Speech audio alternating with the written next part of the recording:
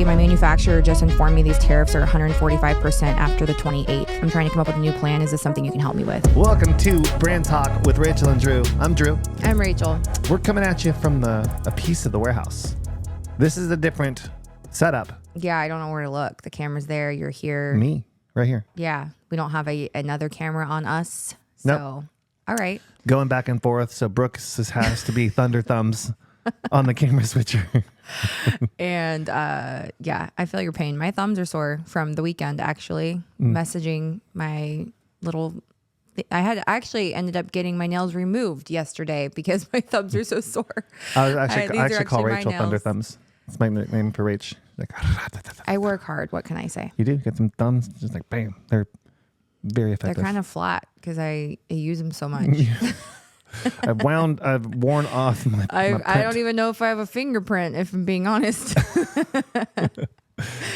This is a different setup too, because usually we're talking to the camera side of each other. Yeah, we're talking to each other, but it's like not at a table. You just have to make eye contact with me for I'm 20 good. minutes. I cannot blink, and I can hold eye contact. No, it's not true because you use more eye drops Fine. than anyone I know. Fine.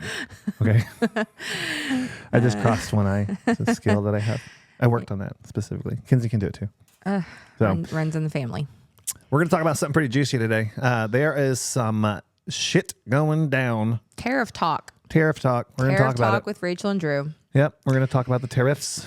So Lots going on. Yeah, for sure. Not just in like the beauty industry world, but also like everywhere. I mean, there's so many things that come from China. I mean, this freaking little jumper thing I'm wearing probably came from China. If I looked at the tag, I bet 99 buckaroos that it does. I wonder where this microphone is made. Probably China. I mean, everything. You know, but the cable. I mean, they're gonna have to come to a reasonable agreement, period. And we're not worried about it at all. Obviously, as you guys can see, we have a very large stock of hair, and we've been preparing for this for months. Actually over 6 months, I'd say. Just, every time we bring in a new brand, like we increase our inventory to support that brand. So I'm not worried about it at all, honestly. And we've already, the way that we order hair and the way that we do business is very different from like people doing, a couple grand here, $1,000 there, doing the whole Alibaba thing where they're actually ordering through a website or something. That's not how we get our product. What do you think the challenges are going to be? Well, we've already seen that. I mean, this entire week, that's why, look at the most recent couple of reels that we've posted. They've blown up. And it's because, everybody who has maybe been going direct, AKA Alibaba, they don't, number one, they're not going to get hair. They're not going to get stock, period, because all these manufacturers are going to support the bigger brands first. But you also have a lot of factories are already shutting down in China because they can't move their product. I bet we're not seeing we're definitely not seeing the full spectrum of what's going on over there. No, and they don't see the full spectrum of what's going on here either. I mean, we saw that when we went to China last year. It's crazy because as we were going on our trip, we're like, oh, stay tuned, for more behind the scenes, and then we just fell off the earth for a week because you can't get signal, you can't get nothing loads, you can't get anything, so watching us too. Yeah, there's plenty of signal going on in that place. Mic'd hotels, you can feel it. Yeah. So there is, I don't know. We were good. We were fine. Yeah. And really a lot of people who flex that they're going direct, haven't actually, they don't know who they're getting it from. They don't know who's packing it, who's shipping it. They don't have a relationship for almost 6 years like we do. They, and all of those people we've seen just in the last, really increasingly over the last 2 weeks, I'd say, but this last week, even this week, holy shit, especially by the time this airs next week, we have close to 40 calls on our calendar right now, which is insane. I haven't had to take a consult call in a very long time. And I've probably had 8 or 9 this week alone, just from people who I actually know, through Instagram, not somebody who came in through an ad, not somebody that came in, who I don't know who they are, and then obviously you and the rest of the team are super slammed as well. But even people who, like, I'm not going to say names, but people who have a brand, like you would think a bigger brand are knocking on our door right now to come up with a backup plan. They need a solution because that's really the word. That's the word. Like I literally just got a DM a second ago. I can read it actually. I had a girl message me. Where is she at? She just said, "Hey, my manufacturer just informed me these tariffs are 145% after the 28th. I see you're helping people make their own brands. I'm trying to come up with a new plan. Is this something you can help me with?" And I don't even know who this person is. So I responded to her, but because they're probably ordering. They're ordering in small quantities, and how, just to be clear on how we're ahead of this, is we are holding multi-millions of dollars of inventory like now. Yeah, for sure. The stuff that we get it from all over the world, and we went and sourced it and made sure we know everything is ethical, because on the documentary we even said, like, if this is sketchy, like we would shut it down, shut the whole thing down. 100%. If it was weird, because that didn't align with what we do. It doesn't. We couldn't sleep. Yeah, literally. And that's important. It's important that I see this. I see tons of manufacturers sliding into people's DMs. Like, I have so many people that slide into mine like, "Oh, hey, we offer you a big discount, this and that." And I'm like, I'm not interested. Like, we have our manufacturer, we do business with them, we are all in with them. Like, that is. But we're also a very large buyer. Yes. Like yes, for sure. Like, we literally get like all the hairs. So we move. Oh my goodness. For the last years, we've just been dumping all of our profit back into expanding millions and millions and millions of dollars. Yeah. Cause this has never been our main thing. Just so we're clear, like these other brands that it's like, they own one company, they own an extension company, and that's that. Like, this is not our only thing that we do. So it has been honestly easy. I mean, it hasn't been easy to build this by any means. It certainly hasn't been cheap, but it's taken a lot of time and energy and people and just push, but from a really good, like, ethical place. And also, just like, we don't do shady shit. Like, I refuse for us to do the whole bait and switch thing like so many bigger brands do. I mean, even brands that I've worked with before. You want to talk about why they do that? Like, why that's well, one, let me discuss it real quick. Like it's not trying to get a letter on my doorstep, but I can go into it a little bit. No, I can talk about it generally, but it's what happens over there. And I didn't know this until like how business is done overseas. It's it's not what you would think it's what we thought it was, right.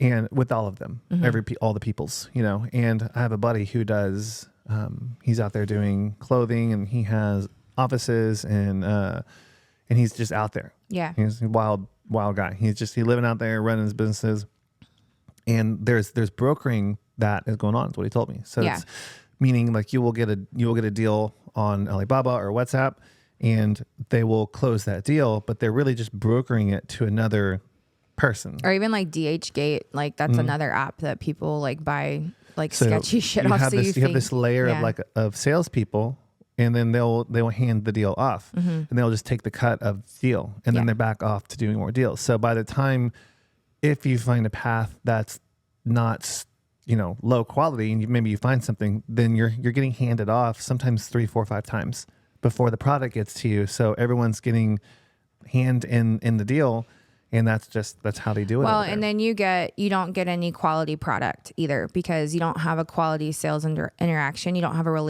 long-standing relationship built. I know the person that, is our, like, number one, we own we know the owners of the factory, and it's a family-owned business and has been around forever.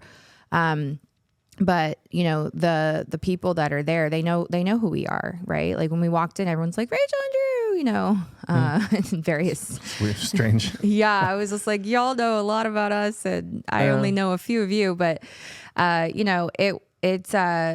it's it's a relationship, it's a business relationship, but like, I mean, like we just are getting like, they're mailing us gifts for like our baby. Like we're on like that level with them. You know, this isn't like, you know, I order a couple grand every couple months kind of thing.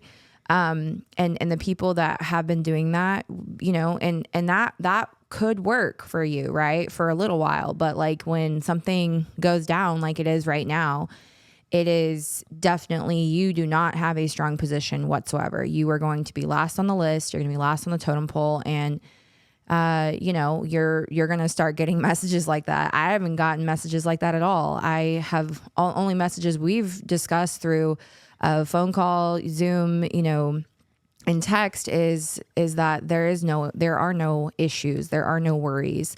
We are priority, right? Like we have a workaround like already established. So, you know, we've certainly gotten messages from some of the brands you've built, like, you know, is this going to be something that you guys have to like, is this going to impact us? And is this impacting you guys? And I'm like, no, not at all. This is not impacting us. And well, we're just paying it.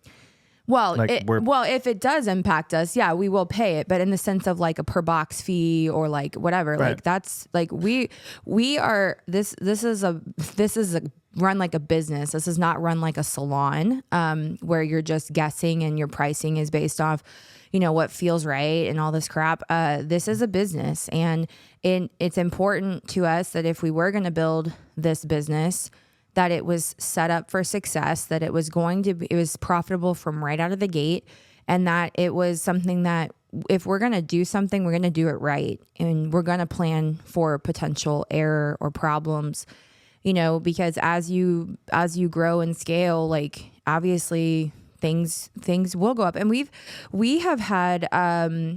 actually had an increase, not by much, but on our 22-inch links. And we actually kept the price exactly the same for our customers. We didn't increase the price at all. So, yeah, anyone that's like, if you're listening to this and you have been going AKA direct, or you're ordering online through like Alibaba or DHgate or whatever, and you're getting like a product that is not consistent, it's not A quality hair, it's CDE quality hair, you know, you're getting bad batches, you're getting, inconsistency, you have a high turnover of people that you're talking to, you know, that's not, I mean, that's one way of doing it, I guess, but it doesn't have to be that way. No. It could be a lot simpler, a lot less risky. And after talking to thousands and thousands and thousands of salon owners, I have come to see that a lot of businesses haven't actually got to work with the highest quality hair. Like what they think is high quality isn't. No, you know? and I'm not saying that to like bash any business owner, but that's just what I've gotten to like see through these conversations I've been able to have with folks. Well, and I think too, like when you have, you know, you have to pick your audience, you know, like we've known our audience from the very beginning. Like as salon owners, our audience is a B2C, right? Business to client. We service clients, we provide services, we sell products, etc. That's in our salon space. In our B2B companies, which we have several, we do not sell directly to client. We're not even selling directly to stylists. We're selling directly to another fellow business owner, a real business owner. You know, somebody who actually has a lease, somebody who maybe owns their building, somebody that has a team, somebody, you know, that needs this product to be able to go do what they do. And when you do that and you really are very specific about who you're going to work with, you're not working with everyone, because we're not working with everyone. We could easily say, oh, hey, anybody, you know, here's a stylist link, fill out an account, upload a license, you can start shopping tomorrow. We're not doing that. And it's very important to me that we don't do that. And every single week I am literally putting stylists in touch with people who, is that We're sharing books. Oh my gosh. There's no way you've had that many pieces of gum today. Oh my gosh. I always do it like that. I'm so sorry. Let me get back on track. So I am shocked. That is insane. I'll play. You don't play. That's also why you don't drink. Because I don't play. That's right. You don't play. Anyways, I've had 13 gallons of water today. I bet you have. 27 lemons. Such a hydrated boy. I've peed 46 times. Oh my gosh. Can't even with you. So, when you've got somebody that is, and even if a brand is professional only, okay, they still have they're accessible by everybody. There is no leverage for the stylist. There is no leverage for the salon when you can get the product just like her and her and her and her and her, right? So there's some good brands out there that do that really are professional only. And I think that's great, but they're still accessible by all, and they also have a stylist locator, which will allow you to, the client can go on their site. They can see that there's professional only. They can go find a stylist. They can get the stylist to order the hair. They know the client or the stylist gets a discount. So, that's all fine and dandy, I guess. But then you've got the bigger brands, right? Bellamy, Habit, Hair Talk, Glam Seamless. You've got Jay-Z. You've got all these bigger brands. Most of that's the same company. It is all coming from majority the same factory for sure. We know this. We've seen it. And that's not where we get our product from, by the way. But all that right there, they're not just B2C. They're B2B, they're B2C, they're B2Me, they're B2 like whoever. Like they're just gonna sell their product to anyone that wants to buy it. And that's why they're so huge. If you guys go to beautyindustrygroup.com and you go poke around on their website, go see how many brands they own. And they can do that, right? Good for them. They have a multi-billion-dollar valuation. Good for them. But figure out who your audience is all I'm saying. And don't sit here and say that you're by stylist for stylist. It's not true. Right. Sorry.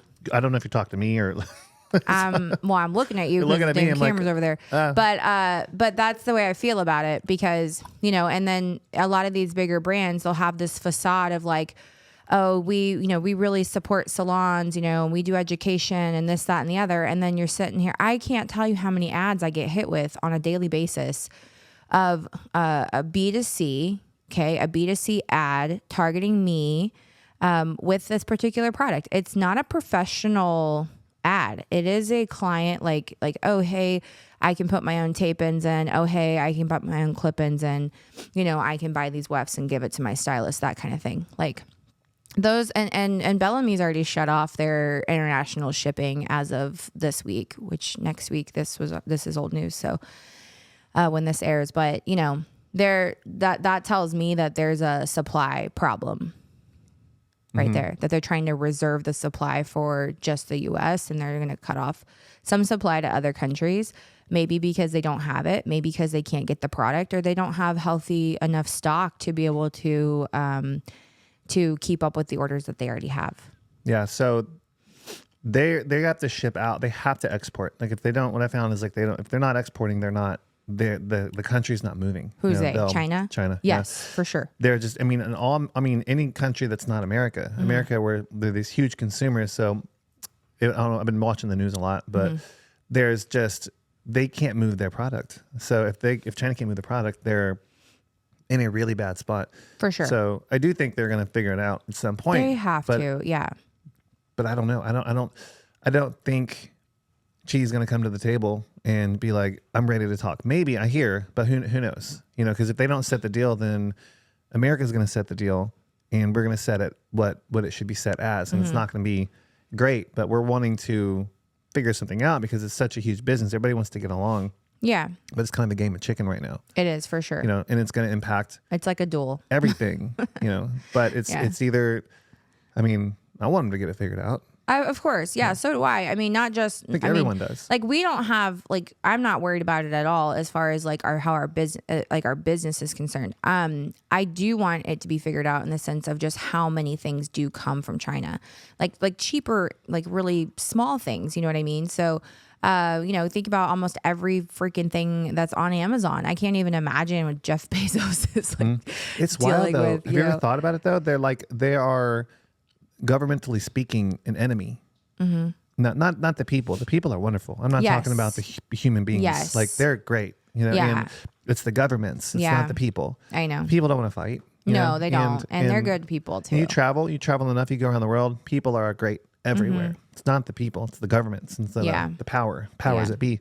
But they're, you know, in the Air Force and what's going on, there's a lot of aggression towards us and things of that nature. And, you know, their allies are not our allies. And it's wild because they're governmentally not that friendly, but we work together in a major way. Oh, big time. So big it's time. Interesting dynamic. It is. And there's actually, what I do think is going to end up happening until there is a deal met is you're going to have carriers like UPS or DHL or FedEx or, you know, these other airlines that are shipping and receiving stuff. Like they're going to start kind of pulling back. And you're going to start I think things are going to slow down is what I think. I don't think that obviously the trade's going to stop at all. That's not even an option. There's so many things like as you know, the United States and the whole world is so reliant on the things that do come from China because they make, you know, great things. They're super freaking smart. And, you know, but I definitely think things are going to slow down for sure. Yeah, so, they'll slow down a lot. They will. And I've already seen that, like just messages that I've been getting from other people, you know, who are still on email lists of like other bigger brands. They're like, oh my gosh, they're not shipping internationally anymore. Oh my gosh, they're already raising their prices. Or, oh my gosh, this. So like, I'm not on any of those email lists, but you know, I get intel from other people who have left those brands to build their own already. And I think it really just re-emphasizes and just reinforces the relationship with the brands that we have now, you know, that we're working with to be able to really support them and stand by them, you know, throughout any, you know, weird, you know, bobs and weaves or whatever that happen. And, you know, we have plenty of hair, and we have a fuck ton of hair arriving tomorrow that we, you know, thankfully ordered several months in advance, like ordered more than we have ever ordered just to be able to prepare. And I'm so glad that we had the capital to be able to do that, because I know a lot of people are scrambling right now trying to find capital to be able to survive any type of couple month period of weirdness that might be happening until they do come to a deal. Yeah.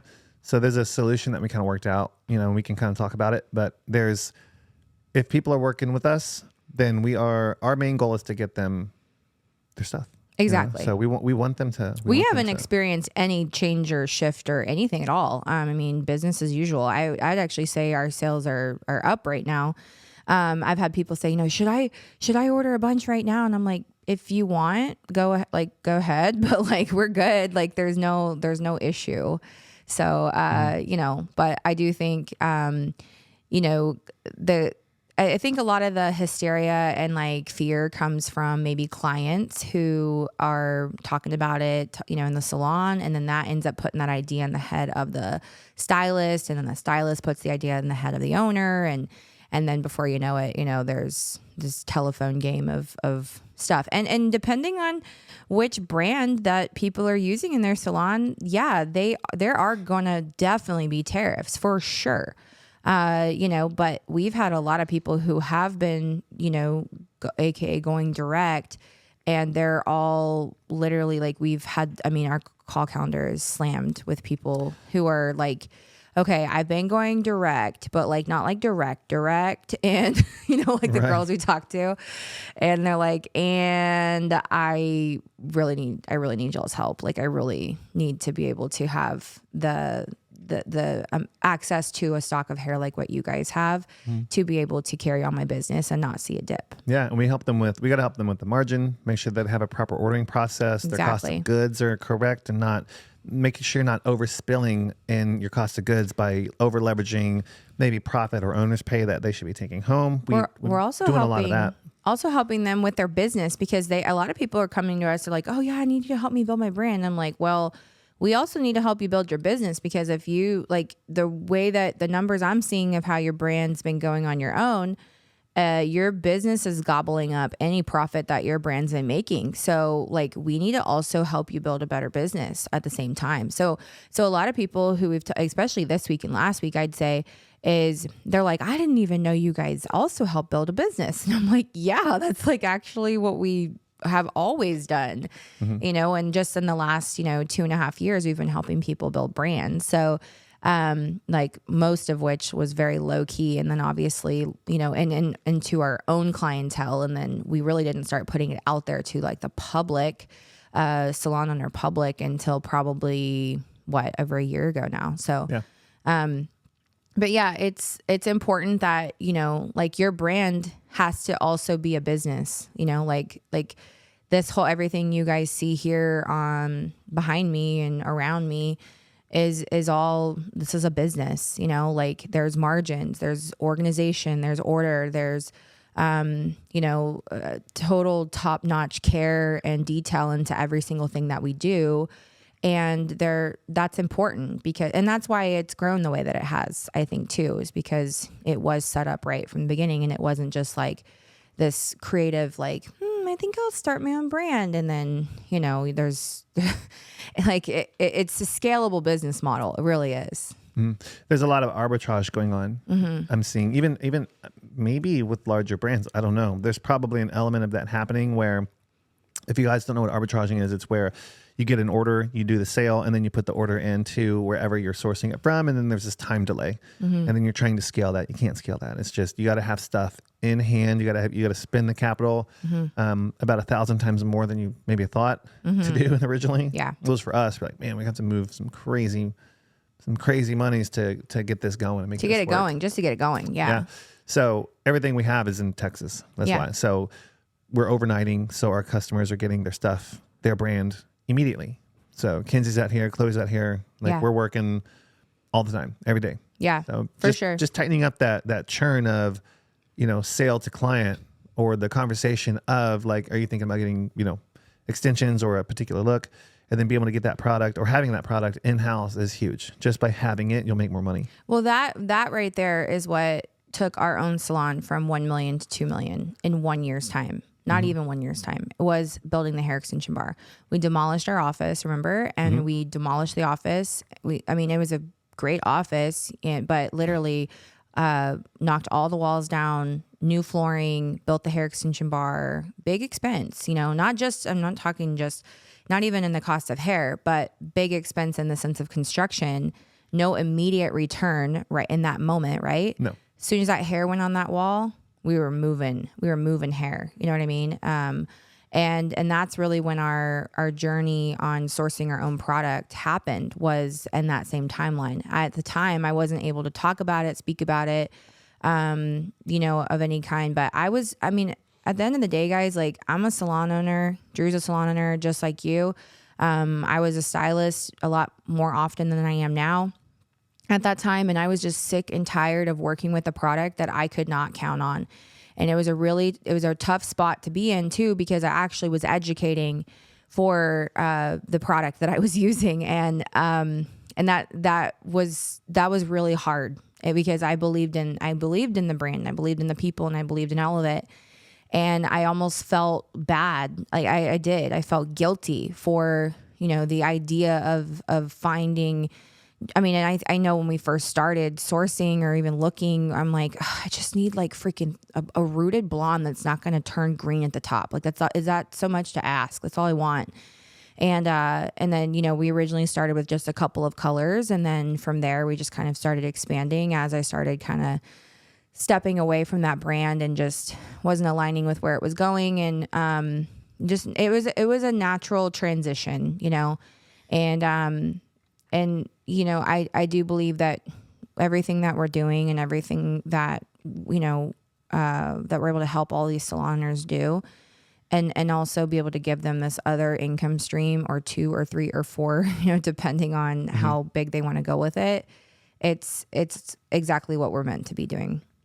Yeah. So we'll wrap up there. If y'all want more information, I think they can book a call. Y'all book a call. Check out not the discovery. You can book a discovery call in the description below. Yeah. And check out the link and then grab a time, we can chat with you and see if it's something we can help you do. And super informal, super casual. We'd love to meet you, learn more about your business. So grab a time, it's free, and we can chat there. But until next time. Until next time. See ya. Bye.